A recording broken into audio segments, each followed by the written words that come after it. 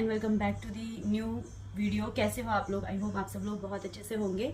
And sorry, आज का जो आप ये वीडियो देख रहे हो ये थोड़ा सा डिले हो गया है। एक्चुअली आपने देखा होगा मेरा कल का व्लॉग जो अचानक से मेरे को बंद करना पड़ा बिकॉज कुछ ऐसे रीजंस हो गए थे। मैं बस वही सब आपके साथ एक्सप्लेन करने आई हूँ, वही सब बताने आई हूँ, क्योंकि ये जो चीज़ें हैं हर इंसान की लाइफ में कभी ना कभी होती हैं, तो इसीलिए मैं आप लोगों के साथ ये चीज़ शेयर करने आई हूँ। तो वीडियो में बने रहिए। आई होप ये वीडियो आपके लिए कहीं ना कहीं बहुत ज़्यादा यूजफुल रहेगा। कभी ना कभी आपके साथ ये चीज़ ना हो, आई विश, लेकिन फिर भी ये चीज़ें सबको पता होनी चाहिए कि ऐसी स्टेजेस भी आती हैं, तो हमें हमेशा अवेयर रहना है और हमें पता होना चाहिए कि अदरवाइज जो पैनिक सिचुएशन मेरी हो गई थी वो सिचुएशन आपके साथ भी हो सकती है। तो चलिए वीडियो को स्टार्ट करते हैं। तो गाइज, पहले मैं आपको बताऊंगी एक वो बात जो आज से 10 साल पुरानी है।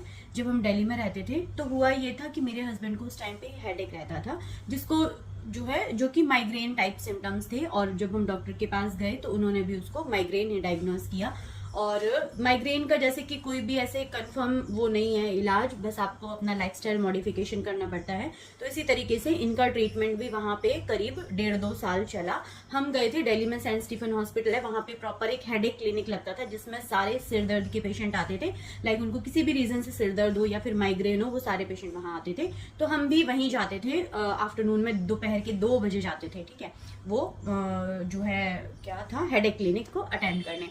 तो वहाँ पे स्टार्टिंग में इनके बहुत सारे टेस्ट हुए, MRI हुआ, CT हुआ, बहुत सारे टेस्ट हुए, लेकिन कोई कॉज नहीं निकला और फिर उस हेडेक को नाम दे दिया माइग्रेन। तो फिर हम वही सारी चीज़ें जो भी होता है कि जैसे लाइट से उसमें प्रॉब्लम होती है, जो भी सारे सिम्टम्स होते हैं उसके अकॉर्डिंग उसमें ट्रीटमेंट दिया जाता है। तो इनका ट्रीटमेंट उस तरीके से चलने लगा।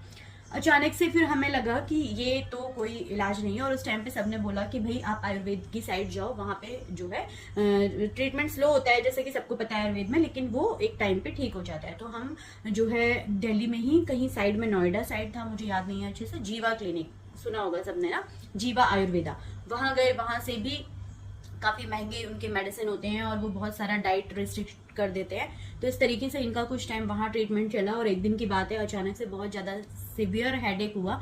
और जब वो जीवा क्लिनिक वालों को कांटेक्ट किया तो उन्होंने बोला कि अब आपको जो है इस टाइम पे हम कुछ नहीं कर सकते हैं, आपको एलोपैथी मेडिसिन लेनी होगी। तो उस इमरजेंसी सिचुएशन में जब एलोपैथी मेडिसिन ही लेनी पड़ी तो हमने फिर उस जगह से वो ट्रीटमेंट बंद कर दिया कि जब इमरजेंसी में हमने एलोपैथी की साइड ही जाना है तो फिर आयुर्वेद का क्या ही फायदा हुआ, और इतने टाइम में भी कोई फर्क नहीं पड़ा। तो चलता रहा भाई, वो जो एलोपैथी की जो भी दवाइयाँ थी वो सारी चीज़ें चल रही थी इनकी हेडेक के लिए। फिर हुआ ये कि अचानक एक बार मेरा कुछ टेस्ट था, मेरे साथ ये गए थे मेरे डॉक्टर के पास, मतलब गायनी डॉक्टर के पास। उन्होंने इनको देख के और बोला कि एक बार आप अपना ब्लड चेक करवा लीजिए, CBC जिसको बोलते हैं, जिसमें हीमोग्राम चेक होता है, खून की कमी या फिर ये सारी चीज़ें। तो हमने ऐसे बहुत लाइटली लिया, बट मैंने बोला कि चलो ठीक है, मैम ने बोला है और फिर नेक्स्ट टाइम जब जाएंगे तो मैम जरूर पूछेंगी कि आपने हस्बैंड का टेस्ट करवाया या नहीं। तो मैंने बोला चलो इनका भी करवा देते हैं अपने साथ साथ। तो गाइज, आप बिलीव नहीं करोगे, जब वो टेस्ट हुआ तो जिस चीज का इलाज हमें 2 साल में नहीं मिला था हेडेक का, अचानक से वो बीमारी हमारे सामने एक छोटे से टेस्ट, CBC बहुत छोटा टेस्ट है, बेसिक टेस्ट है, बिल्कुल बेसिक टेस्ट है, वहां से हमें पता चली, क्योंकि वहां पे निकला इनका जो है हीमोग्राम कम। तब हमें जाके सारी पिक्चर समझ आई कि हीमोग्राम कम था, इसीलिए हेडेक होता था। और मुझे ये नहीं पता चला, मतलब इतना ज्यादा हम ऐसे थे कि यार हमसे इतनी बड़ी मिस्टेक कैसे हो गई, हमसे भी और जिन डॉक्टर्स ने भी अभी तक ट्रीट किया, कि हमने एक ये CBC टेस्ट क्यों नहीं करवाया था अभी तक। अगर हम पहले ही वो हीमोग्राम चेक करवा लेते तो ये जो हेडेक की प्रॉब्लम ये 2-2.5 साल से झेल रहे हैं, ये प्रॉब्लम तो हम कब की सॉल्व कर चुके होते। और सोचो कि अगर 2 साल पहले भी खून की कमी थी तो ये धीरे धीरे करके और ज्यादा कम होता जा रहा था, तब जाके हमें पता चला। तो ये सारी स्टोरी मैं इसलिए बता रही हूँ क्योंकि कभी कभी होता ये है, तो मैं ये सारी चीजें इसलिए बता रही हूँ कि जो एक बेसिक सा टेस्ट है वो हमने स्किप कर दिया और उसकी वजह से सारी प्रॉब्लम हुई। अगर ये टेस्ट हम स्टार्टिंग में ही करा लेते, क्योंकि ये बहुत शुरुआती टेस्ट है, सभी डॉक्टर सभी लोग इस टेस्ट को जरूर एडवाइस करते हैं कोई भी बीमारी हो कि यार एक CBC करा लेते हैं, क्योंकि CBC में काफी सारी चीजें पता चल जाती हैं। बट ये टेस्ट रह गया और उसकी वजह से इन्होंने 2.5 साल उस सिर दर्द से सफर किया। और फिर जब वो चीज सामने आई तो फिर वो मतलब लगा लो 3 महीने में वो हमने HB रिकवर कर लिया था। ठीक है, तो मैं यही कहना चाहूँगी कि अपनी हेल्थ को लेके हमेशा अवेयर रहो, क्योंकि लाइफ में सब कुछ होगा, आपके पास अच्छी फैमिली होगी, पैसे होंगे, अच्छा घर होगा, ऐशो आराम होंगे, लेकिन अगर हेल्थ नहीं है तो सारी चीजें जो है वेस्ट हो जाएंगी कुछ। तो गाइज ये तो हो गई पुरानी बात, जो मैंने आपके साथ अपना पुराना एक्सपीरियंस शेयर किया। कल ये हुआ कि मैंने अपने रूटीन टेस्ट करवाए थे और उसमें मैंने अपना यूरिन रूटीन भी भेजा, मतलब जो एक यूरिन रूटीन बहुत ही बेसिक टेस्ट होता है, और मैंने जस्ट ऐसे ही भेज दिया, कोई सिम्टम्स नहीं थे, मुझे कुछ नहीं था, मैंने ऐसे ही भेज दिया कि चलो इतने सारे टेस्ट कराएं तो एक यूरिन रूटीन भेज देती हूँ। और जब मैं नेक्स्ट डे अपने फोन में रिपोर्ट्स देख रही थी तो अचानक से जो यूरिन रूटीन की रिपोर्ट थी उसमें शुगर प्रेजेंट था। एंड मैं आपको बता दूं, शुगर यूरिन में तभी आता है जब आपके ब्लड में शुगर हो। और मैं इतना डर गई, इतना ज्यादा मैं पैनिक हो गई कि यार यूरिन में शुगर है, मीन्स मेरे को जो है शुगर हो गई है, मुझे डायबिटीज हो गई है। और एक ये जो एज होती है ना, इस टाइम पे मतलब हम बहुत ज्यादा प्रोन होते हैं डायबिटीज के। एज सच मेरी फैमिली हिस्ट्री में कोई डायबिटिक पेशेंट नहीं है, लेकिन फिर भी आज पहले का लाइफस्टाइल और आज के लाइफस्टाइल में बहुत ज्यादा डिफरेंस है, खाने पीने में बहुत ज्यादा डिफरेंस है। और मैं सच बोलूं, मुझे मीठा पसंद है और मैं मीठा खाती भी हूँ, बहुत ज्यादा नहीं, बट हाँ मीठा पसंद है मुझे और मैं खाती हूँ। तो फिर मुझे सारे सिम्टम्स ऐसे लगने लगे कि हाँ भाई, मुझे सारे सिम्टम्स भी हैं और मेरी हैबिट्स भी हैं, वेट भी है, सब कुछ है।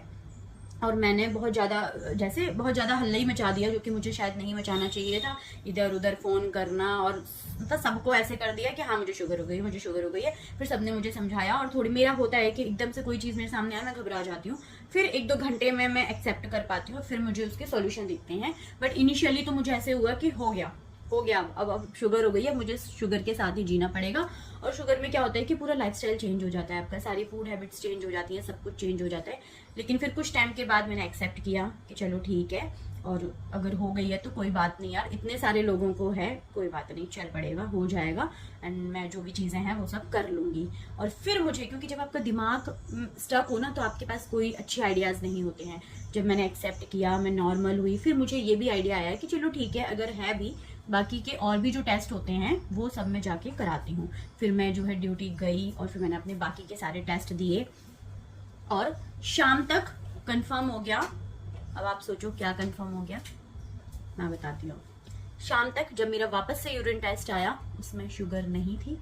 मेरा और भी टेस्ट होते हैं लाइक HbA1c और ग्लूकोमीटर से मैंने रैंडम ब्लड शुगर कराया, वो सब भी बॉर्डर लाइन था, बट एग्जैक्ट नहीं बोल सकते हैं कि शुगर है।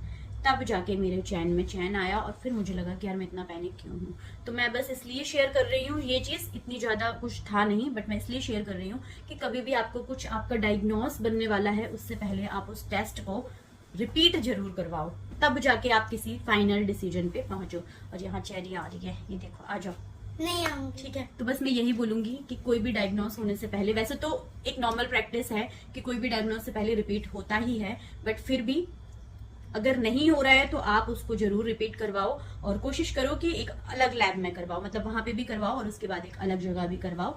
तो मैंने भी ऐसे ही किया है, वहां पे भी टेस्ट करवाए हैं और एक बाहर भी अदर लैब्स में भी करवाए हैं। और उसके बाद मैं श्योर हूँ कि चलो हाँ, मैं प्रोन हूँ अभी भी, लाइक मुझे हो सकती है अगर मैंने चीजें चेंज नहीं की, बट फिलहाल अभी नहीं है। तो इसके लिए मैं बहुत ज्यादा थैंकफुल हूँ, क्योंकि मैं मेंटली बिल्कुल प्रिपेयर नहीं थी। इसीलिए थैंक यू सो मच, कि बस यही समझाना चाहती हूँ कि एकदम से जो है किसी भी फाइनल डायग्नोस पे मत पहुंचो, मत घबराओ। जो काउंसलिंग मैंने खुद की है वही चीजें मैं आपके साथ शेयर कर रही हूँ कि एक बार रिपीट टेस्ट जरूर करवाओ, उसके बाद जो है फाइनलाइज होंगी चीजें, उससे पहले नहीं। एंड अपनी हेल्थ का बहुत ज्यादा ध्यान रखो, मैं भी ध्यान रखूंगी, अदरवाइज एक दिन शायद मैं बैठ के ऐसे ही बना रही होंगी कि मुझे हो गई है, बट थैंक गॉड बच गई मैं फिलहाल के लिए। एंड वीडियो कैसा लगा है जरूर शेयर कीजिएगा। मिलते हैं फिर एक और न्यू ब्लॉग में। चल bye bye, take care. And हाँ, आपके साथ कभी कुछ ऐसी पैनिक सिचुएशन हुई है तो प्लीज मेरे साथ जरूर शेयर कीजिएगा।